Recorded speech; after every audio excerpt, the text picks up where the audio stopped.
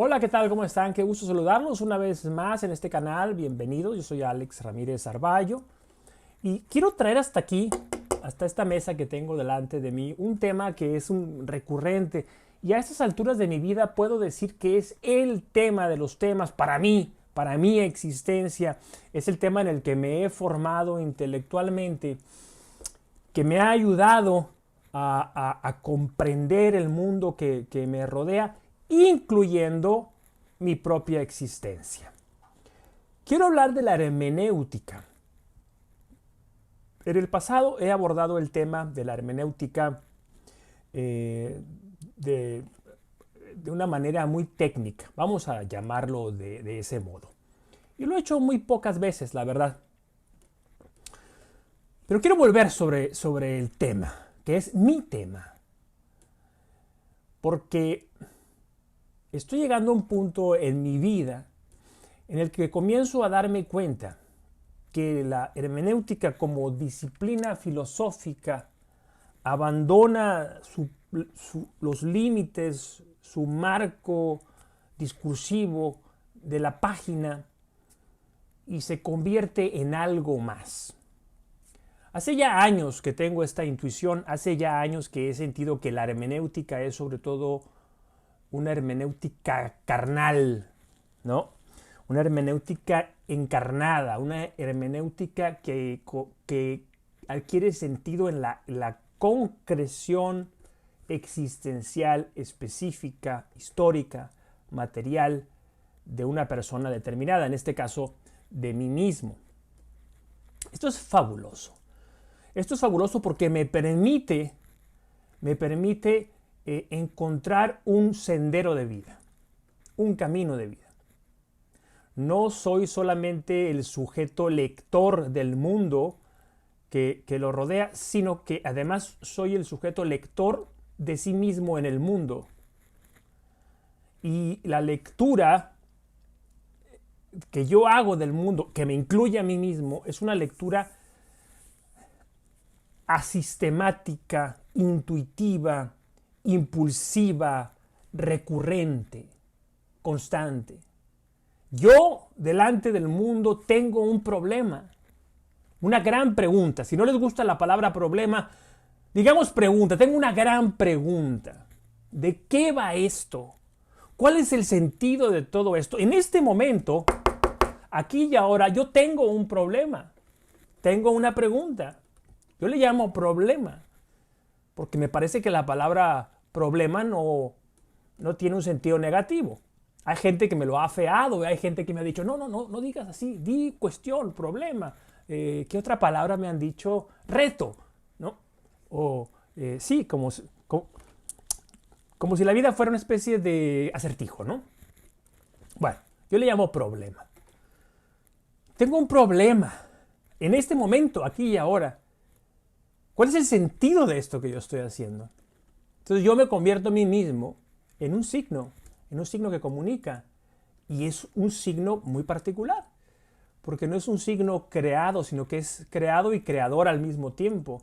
Es un signo autoconsciente, es un signo autotrascendente. Es una maravilla. Aquí adentro hay una cantidad de células organizadas como un cerebro humano. Y ese montón de células que se van extendiendo, porque el sistema nervioso no solamente es el cerebro, ¿no? Se va extendiendo a través de toda la red nerviosa de mi cuerpo y se vuelve consciente de sí misma. Una serie de impulsos eléctricos que van y vienen a toda velocidad, que se vuelven conscientes de sí mismos. Y dicen, somos impulsos eléctricos. Soy una unidad por el momento, una unidad en el instante, en el aquí y en el ahora. A eso le llamo yo hermenéutica existencial, trascendente. El saber que yo soy creador de signo y que soy un intérprete de ese signo creado. Y que, como texto que soy, como intérprete que soy, al mismo tiempo, porque son las dos caras de la misma moneda, estoy en un contexto, habito un contexto, moro en un contexto. Y ese contexto, muchachos, es el acontecimiento actual. La actualización. de la vida, en el aquí y en el ahora. No tengo más, no tengo más. Tengo el peso de la memoria, tengo las pasiones del deseo, tengo los relámpagos de la intuición. Sí, sí, sí, pero aquí, ahora, en este momento, tengo una conciencia de estar, de permanecer de cara a la realidad. Esta es mi realidad. No puedo escapar de esta realidad. Y la pregunta, el problema del que yo hablaba antes es, ¿cuál es el sentido de esto? ¿Cuál es el sentido? Yo no sé cómo lo entiendas tú, pero yo no puedo vivir por fuera del sentido. Me parece que hablar de un no sentido es hacer trampa, es chapuza. Es darle un carácter de doble opuesto. Es decir, defino la ausencia de algo por la forma que deja esa ausencia. Ya es como el positivo y el negativo de una fotografía. Entonces yo digo, es que nada tiene sentido. Bueno, si nada tiene sentido, todo lo tiene, ¿no? Y es una forma muy tramposa. Decir, ¿cuál es el sentido de? Me parece que es una pregunta más legítima y más humana.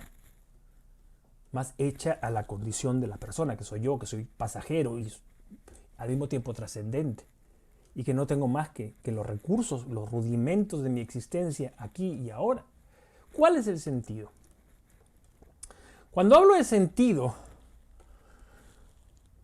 hablo esencialmente de tres condiciones. Esto es algo que repito mucho, pero lo voy a repetir una vez más porque si no clarifico los conceptos que estoy tratando, nos podemos perder.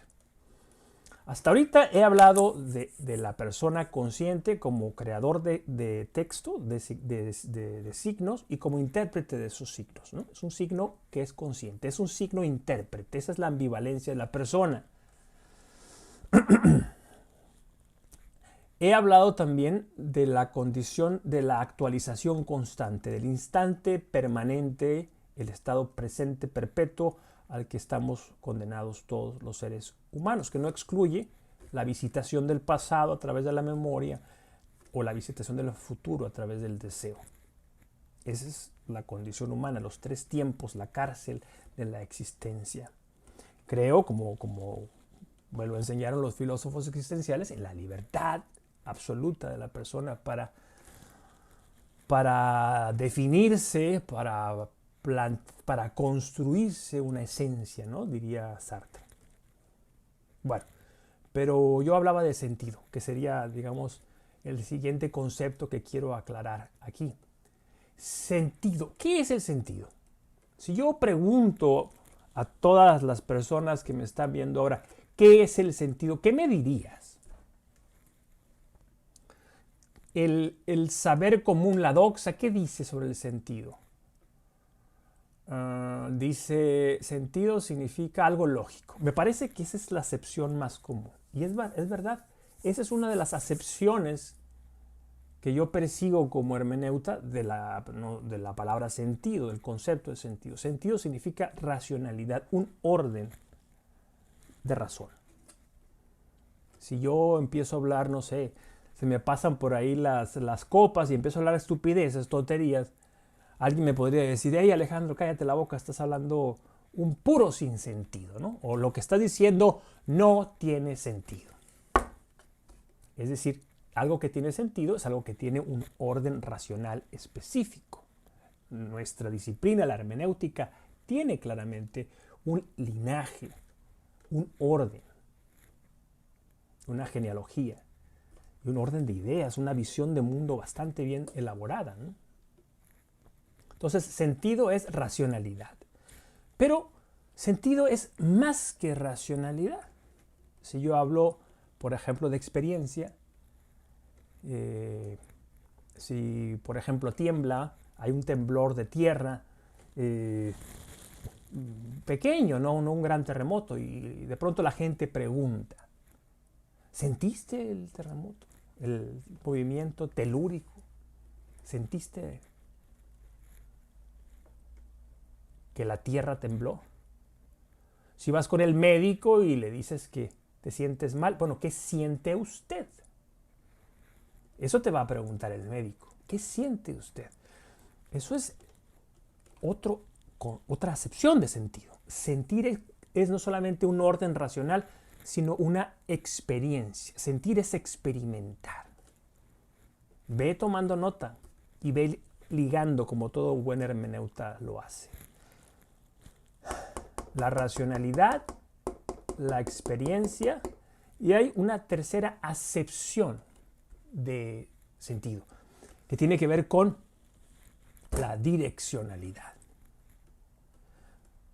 De pronto te para el policía ahí en la calle y te dice: ¡hey! Deténgase. Usted va en sentido contrario. Es decir, usted va hacia allá y para allá no se puede ir. Es un sentido ilegal. El sentido legítimo es hacia allá. Así que dé la media vuelta o si no le voy a poner una infracción. Esta calle es de un solo sentido, señor. Entonces ya tú dirás: bueno, yo no conozco esta parte de la ciudad o yo soy foráneo o lo que sea. Y vas a tomar el sentido legal de aquella rúa, de aquella calle. Entonces sentido es direccionalidad. Sentido entonces es racionalidad, experiencia y dirección. Voy hacia un lado. Yo siempre que hablo de esto con mis alumnos les pregunto: ¿podemos entretejer estas como si fueran tres hilos? ¿Podemos entretejerlos para generar una soga, digamos? Yo creo que sí. Yo creo que sí. Y esta noción de sentido es esencial cuando estoy hablando de la hermenéutica como una hermenéutica experiencial, trascendente, como una hermenéutica de la experiencia. Entonces, es importante que yo reconozca una racionalidad. ¿Qué podemos colocar dentro de la racionalidad?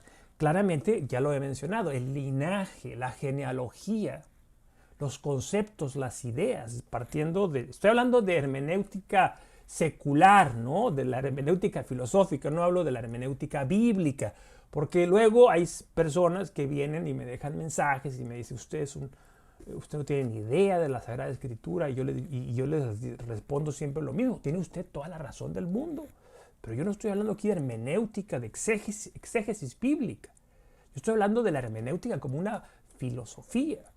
Por eso hablaremos desde Schleiermacher hasta Jean Grondin o hasta Bouchot, a Mauricio Bouchot, el profesor Bouchot.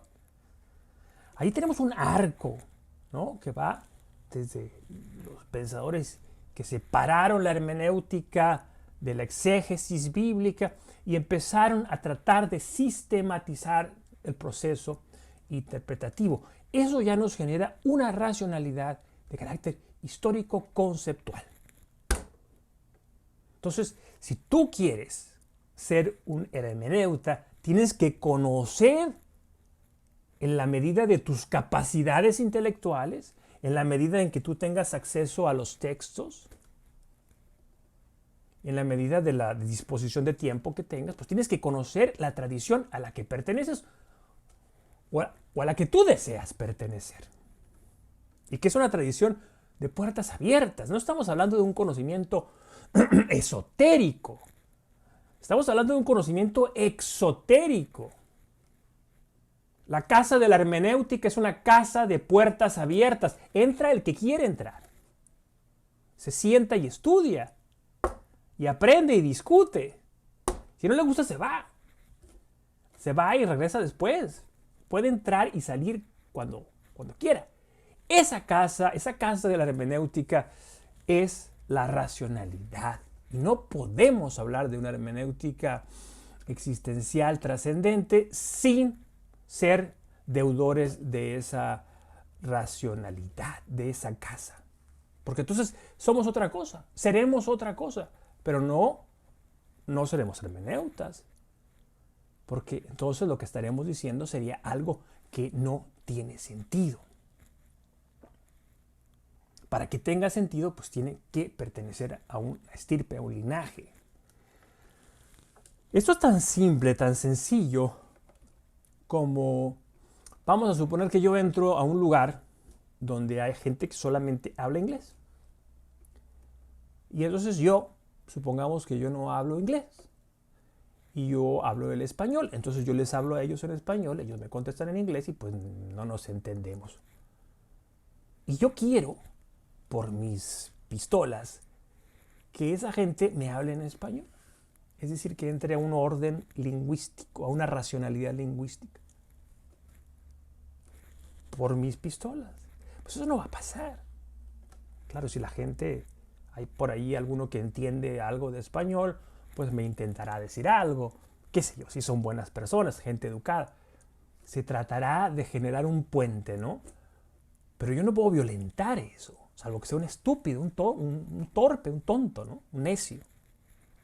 Bueno, esa sería, desde el punto de vista de la hermenéutica existencial trascendente, la noción de la racionalidad aplicada, ¿no? Como un ejemplo, he hablado de linaje, de estirpe, de tradición. Hay muchas personas, sobre todo los que son muy jóvenes, que tienen un carácter rompedor, ¿no? Y que quieren romper con lo establecido. Y me parece muy bien, son de carácter innovador. Pero resulta que para que uno sea innovador, pues uno tiene que conocer la tradición primero. Uno no puede destruir o desmontar o criticar pues aquello que no conoce. Para criticarlo necesita primero conocerlo. Así que no hay atajo. Ser un hermeneuta existencial trascendente, que es de lo que estoy hablando aquí hoy, supone sentido. En el carácter de racionalidad. Pero además supone sentido en la segunda acepción que ya expliqué, en el carácter experimental. Experiencial, voy a decir, para no confundir con el carácter de la ciencia positiva, ¿no? El experimento de la ciencia positiva. Experiencial, no sistematizado por el método científico, por eso no hablo de experimental, experiencial, como experiencia, como vivencia, como descubrimiento mío, de mí mismo, de mi ser que se actualiza. Hace que 17 minutos hablaba de actualización, pues eso ya quedó atrás, eso ya es pasado. Yo me estoy actualizando ahora en este momento. ¿Qué tengo para decirme a mí ahora? Pues no sé, lo estoy descubriendo sobre la marcha. Lo estoy descubriendo aquí y ahora. Tengo unas notas aquí, pero no las estoy leyendo. Todo lo que soy, todos los años que he vivido, toda la experiencia, toda mi voluntad, el deseo, las pasiones, mi encarnación consciente se actualiza en este momento. Porque estoy sintiéndome. Estoy sintiéndome sentir. Estoy viendo la luz, estoy sintiendo la luz. Mis órganos, ¿no?, funcionan como medio que me contacta con la realidad material, los fotones que llegan hasta acá, ¿no? O todos los átomos que me rodean, densos aquí en las partes más duras, liberados aquí en el aire, en el oxígeno que respiro y otros gases que hay por aquí, que hay en todas partes, pues, ¿no? Que no los veo, pero están ahí. En el frío, porque olvidé prender la calefacción, encender la calefacción y estoy sintiendo frío y siento la nariz helada y las orejas. Estoy sintiendo, estoy percibiendo el mundo. Soy un ser latente, estoy aquí, vivo, respiro, mi corazón se agita, la sangre sube de mi cabeza hasta los pies y otra vez. Y el proceso fisiológico de la existencia material continúa. Y en el plano cognoscitivo las ideas están ahí surgiendo y se traducen a través de la voluntad, en palabras que digo y sobre las que tengo cierto control. Pero estoy aquí experimentando. El ser humano en cierta medida es una antena. Pero para que sea antena, es decir, para sentir el mundo, necesita ser consciente de su, permítanme la broma, de su antenidad, de su carácter, de su posibilidad de convertirse todo él en un medio que percibe. Por eso le llamo el ser antena. Yo recuerdo cuando era niño, le dije una vez a mi hermano, no sé si se acuerda, yo creo que no se va a acordar. Le dije, ¿cuántos sentidos tenemos? Y me dijo, pues son 5, ¿no? ¿Sabes qué? Yo creo que nací con un defecto. ¿Por qué? Me dijo. Yo creo que nací con más. Y se empezó a reír. ¿Y por qué? No lo sé. Siempre me he visto a mí mismo como un erizo. Esa fue la analogía que utilicé. Como un erizo. Y cada una de las púas del erizo es un sentido. Tengo muchos sentidos. No sé, honestamente, qué quería decir. Quizás hablaba de intensidad en la percepción y cómo me afectaba el mundo emocionalmente, intelectualmente, como a ti, como a todo mundo, ¿no? Pero yo, siendo un niño muy pequeñito, así lo expresaba. Entonces yo visualizaba un erizo como si cada uno, como si fueran múltiples antenitas. Pues no, ahora ya a mi edad me doy cuenta que no es así. Somos una antena entera, estamos experimentando constantemente. Experimentamos todo, incluso esto de acá, los libros, la lectura, el entrar en contacto con las ideas, con el mundo de la reflexión, es parte de la experiencia. No solamente hablo de percibir el amanecer, el frío, la temperatura, la consistencia, no. El entrar en contacto con la otredad, con el otro. ¿Y cuál es el medio que utilizamos para entrar en contacto directo con el otro? El diálogo. El diálogo es el puente que nosotros establecemos con la otra persona, con la otra antena. Somos como náufragos, que lanzamos una botella que de pronto viene de vuelta y nos damos cuenta que allá hay otro. Allá hay otro. Hay un cuento, me parece que es de Mario Benedetti o de... No lo recuerdo, puede ser de Juan Gelman, pero Juan Gelman es poeta, ¿no? O de algún autor argentino, no lo sé, no lo recuerdo. Perdonen ustedes mi olvido. Es un cuento en el que se habla de dos prisioneros políticos durante la dictadura. Y entonces habitan en celdas contiguas y creo que hay una grieta, un pequeño agujero y se alcanzan a ver, alcanzan a escuchar. Y es una historia tremenda porque habla de esto que estoy hablando yo.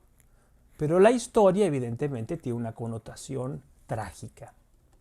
Y habla de esa voluntad del que está en su cápsula, en su celda, tratando de alcanzar al otro a través del diálogo. ¿Por qué buscamos al otro con tanta pasión, con tanto apetito, con tanto esfuerzo? Bueno, porque el otro nos completa. El otro es esencial para nosotros. Tú me eres esencial a mí para que yo sea,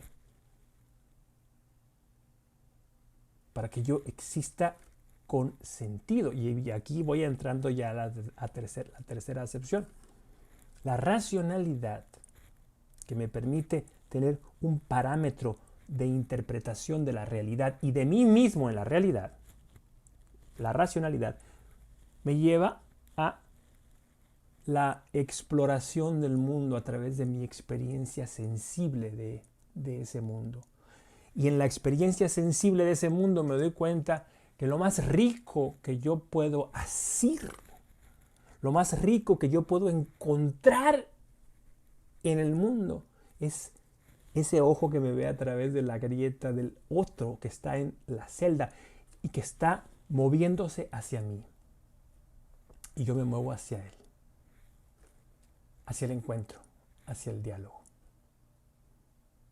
Entonces, La racionalidad me lleva a la experiencia y la experiencia me lleva al destino, al saber hacia dónde voy con mi vida, hacia dónde voy a desplazarme, el sentido como direccionalidad, como el rumbo norte de la rosa de los vientos, de la rosa náutica, de la brújula, que me indica que hay una referencia firme. Para mí, en mi experiencia, como sumum de mi experiencia, ¿cuál es ese rumbo norte? ¿Cómo lo represento? ¿Cómo represento mi direccionalidad? Pues lo acabo de mencionar. Yo salgo al encuentro del otro. Yo busco al otro. Desesperadamente. Y no estoy hablando aquí en términos religiosos. Estoy hablando aquí en términos estrictamente seculares. Estrictamente filosóficos, vivenciales, existenciales.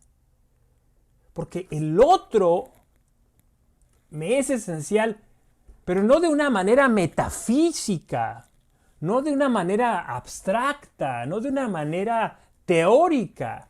El otro me es esencial de una manera concreta, práctica. Práctica. Y voy a decir lo que siempre les digo a mis estudiantes.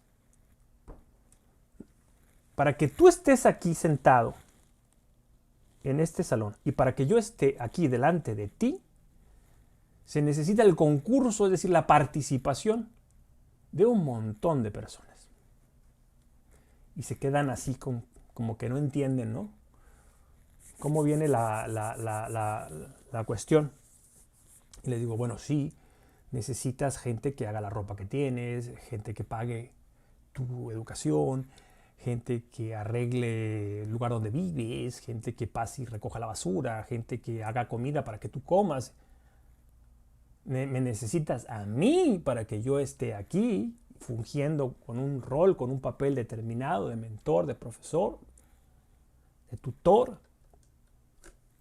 Y yo te necesito a ti para que tú estés ahí, para que podamos encontrarnos en este momento, en este pacto tácito que se comprueba cada día que entras tú por esa puerta y entro yo por esa puerta y nos convoca algo en lo que estamos de acuerdo. Ese es el diálogo. Es un diálogo tácito, ¿ya?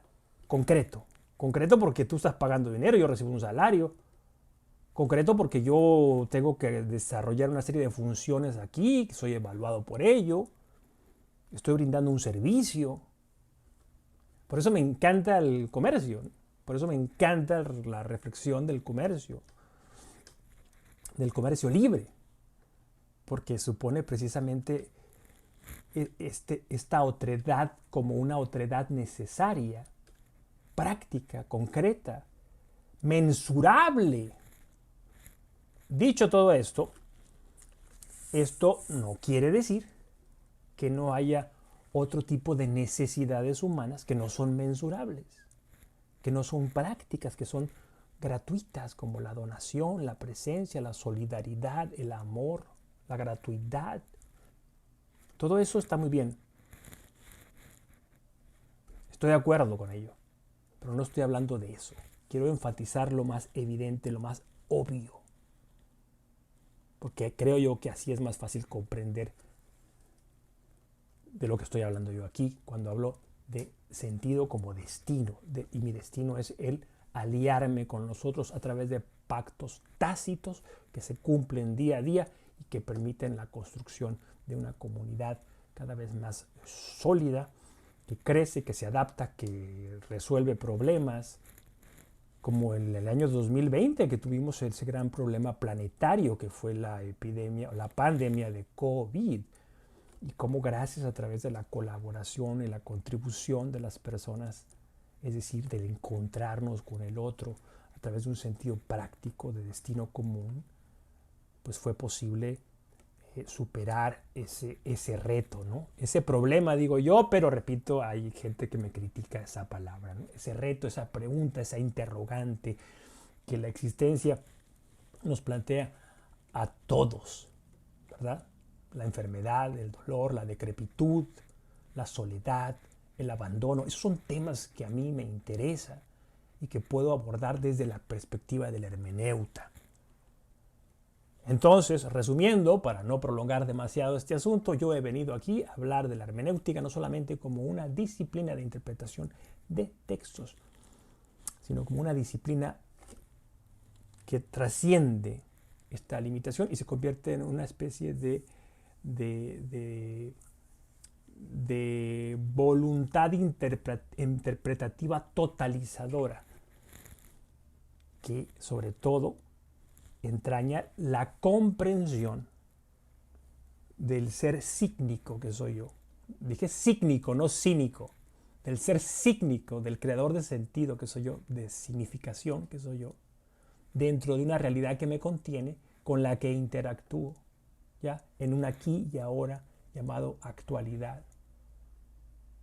Y que yo utilizo esta hermenéutica existencial trascendente con base en 3 nociones de sentido que ya he explicado aquí: racionalidad, experiencia y dirección o destino, para decirlo en términos más dramáticos. Espero haber contribuido un poquito, con un granito de arena, como dice el lugar común, a la discusión en torno al apasionante tema de la hermenéutica. Bueno, eso es todo.